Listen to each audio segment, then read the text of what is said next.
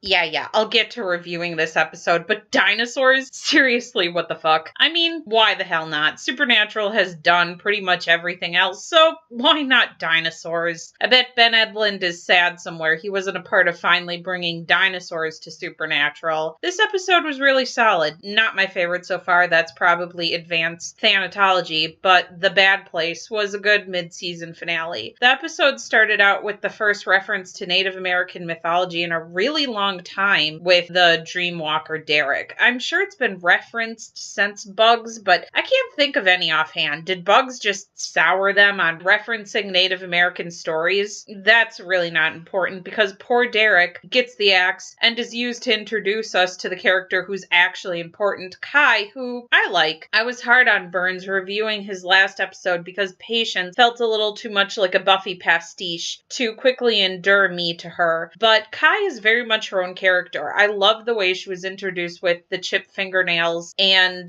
gripping that styrofoam cup. We also hear her voice before we see her face. I have to say I'm glad that they're taking the time to introduce all the elements in Wayward Daughters this way. One of the reasons why Bloodlines failed was that none of those characters had any connection to Sam or Dean, so we, the audience, just didn't care about them. All of the girls being introduced are interacting with our boys and set up in the Supernatural universe that way, versus just dumping them on Jodie with no time taken to see who they are, where they've been, and what they're about. It's also smart to do this because when Wayward Daughters actually gets going, they won't need to take any time with character backstory. We'll know who everyone is by then. The directing of this episode was really cool. Phil Segrisha has been with the show since the first season, and he's directed a lot of episodes I love, and he did a really kick-ass job this time. The aerial shot was cool. I love that they got a little experimental here with Sam and Jack fading out literally after Dean learns Mary is alive and just focusing on him. I love how creepy Jack was when he first meets Kai, and we think he killed Derek not too long ago. I love that blue bird mural that was made by the Supernatural art department and that Phil put in the episode. I also love when Dean threatened Kai, they did a lot of zooming in and out. That was an interesting choice. Oh, and I have to pause to say that